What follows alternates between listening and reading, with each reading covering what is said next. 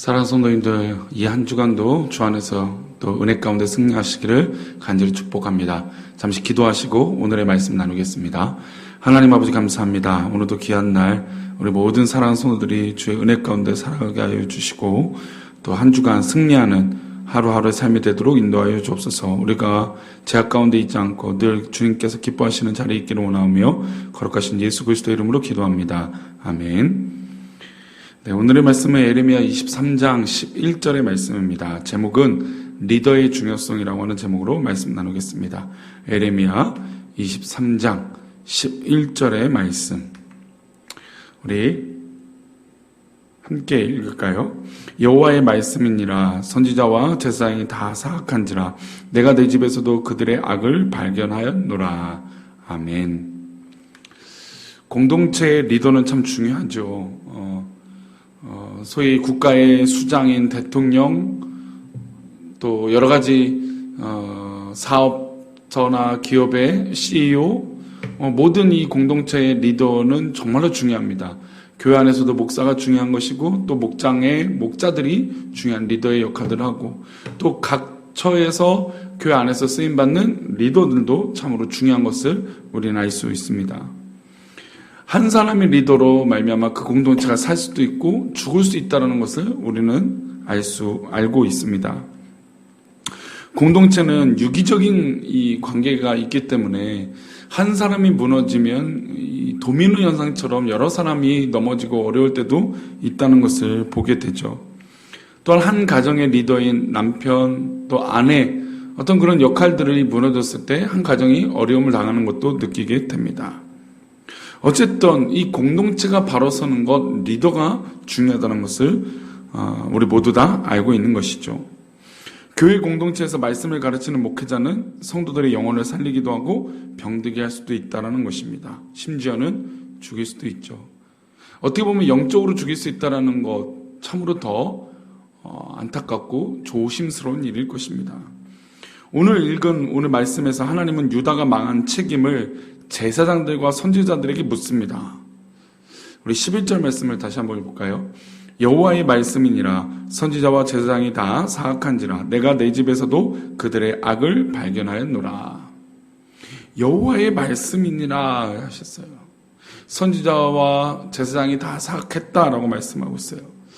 참 이거 보면서 우리나라의 교회 공동체가 무너진 것은 선지자, 제사장, 즉 목회자 있다라는 걸 부인할 수가 없습니다. 하나님께서 그들에게 말씀하신 그 모든 것, 목회자에게 명령하신 그 모든 것, 사명들을 잃어버리고 그들이 사악하니까 어려움을 겪게 된다는 것이죠. 그런데 더 안타까운 것은 내가 내 집에서도 라는 것이죠. 그러니까 하나님 보실 때 교회는 하나님의 집인데 이 하나님의 집이 악해졌다라는 것입니다. 하나님께서 그 악을 발견하셨다는 것이죠. 하나님의 집인데도 악이 발견될 정도로 그런 악한 영향력을 줄 수 있는 게 바로 목회자이고 제사장이라는 것입니다. 그 제사장과 선지자가 악해져서 바로 하나님께서 중요하게 여기시는 집도, 하나님의 집도 악하게 됐다는 것입니다. 어떻게 보면 참 민망한 말씀이죠. 선지자와 제사장들은 하나님이 세우신 자들입니다. 양들을 위해서 존재하는 사람들이고 목자입니다. 근데 그 목자와 이끄는 리더가 무너지고 악을 구별하지 못하니 하나님 보시기에 악이 발견되어지고 악하다라고 말씀하고 있습니다. 우리 13절의 말씀도 볼까요? 13절의 말씀입니다. 내가 사마리아 선지자들 가운데 우매함을 보았나니 그들은 바알을 의지하고 예언하여 내 백성 이스라엘을 그릇되게 하고.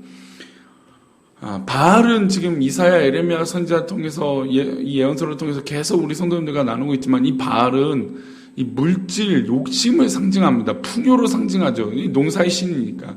근데 이 풍요라고 하는 것을 현대적으로 한다면 돈이겠죠, 당연히. 하나님께서 사마리아 선지자들, 그러니까 제사장들과 선지자들, 하나님 택한 사람들을 봤는데 그들이 우매했다는 거예요. 제대로 똑바로 서지 못했다는 것이죠. 근데 그들이 왜 똑바로 못 섰냐면 바알을 섬겼다는 거예요. 지금 세상을 쫓아갔다는 것이죠. 돈을 쫓아갔다는 것이고 우상을 섬겼다는 것입니다. 내 백성 이스라엘을 그릇되게 하였다는 것이죠. 사마리아 선지자들은 북이스라엘 선지자들을 말합니다. 이 당시 남유다가 멸망을 가까이 왔을 때 북이스라엘은 이미 멸망해서 사라지고 난 이유였습니다. 그러나 하나님께서는 북이스라엘 멸망의 원인을 선지자들에게 있다라고 말씀하시는 것입니다. 선지자들이 가난한 사람들에게 관심이 없고, 선지자들이 하나님 말씀에 관심이 없고, 선지자들이 욕심에 가득 차버린 그런 안타까운 모습이 있었다는 것입니다. 그렇다면 이 남유다, 지금 북이스라엘의 선지자가 그랬다면 남유다의 제사장들은 어땠을까요? 우리 14절 말씀입니다. 보겠습니다.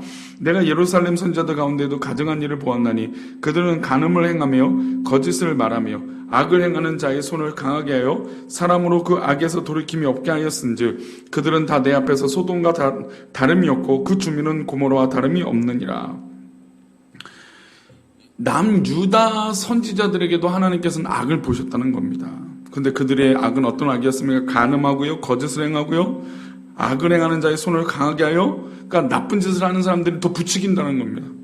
그리고 그 악에서 돌이키지 않는다는 것이고, 그리고 하나님 앞에 소돔과 고모라, 그 멸망받았던 불심판을 받았던 그 소돔과 고모라와 똑같다, 다름이 없었다라는 것을 말씀하고 있습니다.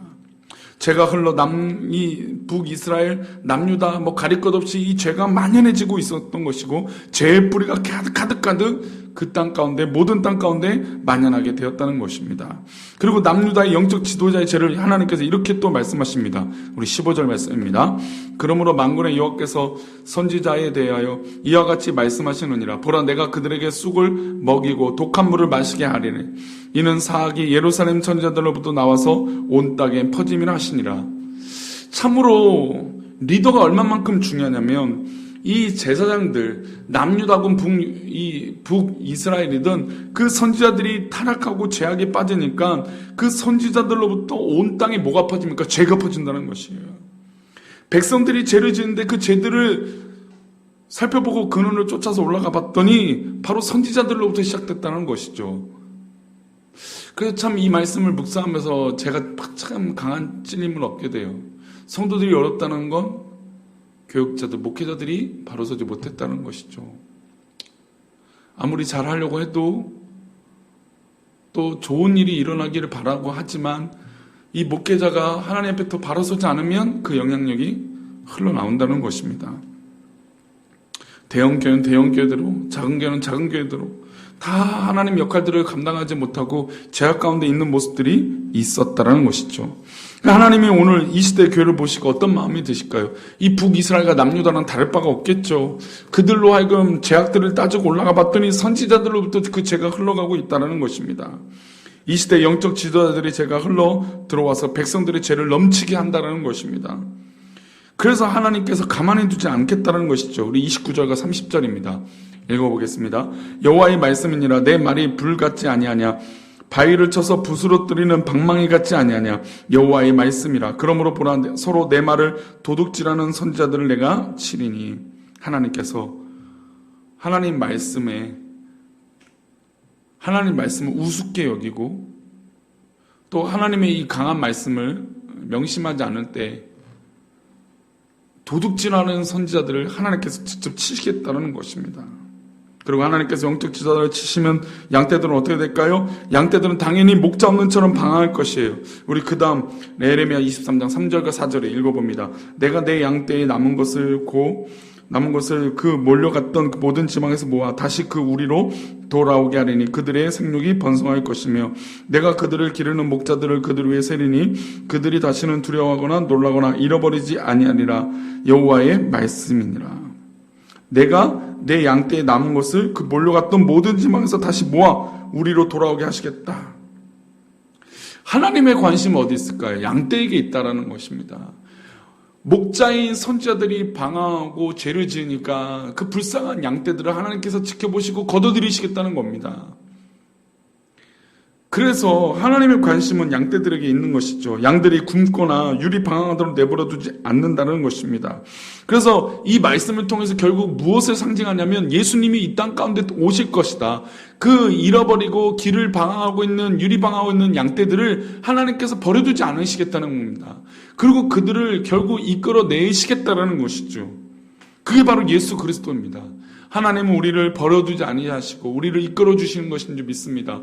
또한 오늘 묵상했던 것처럼 리더가 얼마나 중요한지 모릅니다. 리더가 바로 서고 또 하나님께서 이 양떼를 관심을 가지시고 사랑으로 예수 그리스도를 보내셔서 이끌어오셨던 것처럼 그 사랑이 우리 성도들 가운데 있기를 축복합니다. 그래서 한 가지 또 생각되는 건 이 목사가 참 사람이죠. 그렇죠. 사람인데 이 연약한 존재에 참 부끄러운 이 죄인의 모습을 보지 마시고 하나님만 바라보시고 또 제가 또 바로 설 수 있도록 서로 우리 기도하는 공동체가 됐으면 좋겠습니다. 사랑하는 우리 교회, 우리 성도님들, 앞으로 우리 모든 우리 교회에 일어나는 일들과 사역들이 하나님 보시기에 복되고 또 리더도 바로 서고 우리 모든 공동체도 바로 서게 되는 귀한 우리 나날들이 되시기를 간절히 축복합니다. 잠시 우리 기도하고 말씀 마치겠습니다. 하나님 아버지 감사합니다. 우리가 참으로 연약하고 또 하나님 앞에 불충하고 이 목사인 이 죄인도 하나님 앞에 바로 서지 못하고 죄악 가운데 있을 때가 너무나 많사오니 하나님 이 불쌍한 죄인을 불쌍히 여겨주시고 또 우리 모든 성도들도 긍휼히 여기셔서 늘 주의 뜻 가운데 바로 서기에 부족함이 없는 모든 공동체가 되게 하나님 인도하여 주시옵소서. 하나님 리더가 중요합니다. 한국교회가 중요합니다. 한국교회가 그런 역할들을 잘 감당할 수 있도록 은혜를 베풀어 주옵소서. 하나님께서 오늘 하루도 축복하시며 바른 길로 우리를 이끌어 주시길 소망하고 거룩하신 예수 그리스도 이름으로 기도 올리옵나이다. 아멘.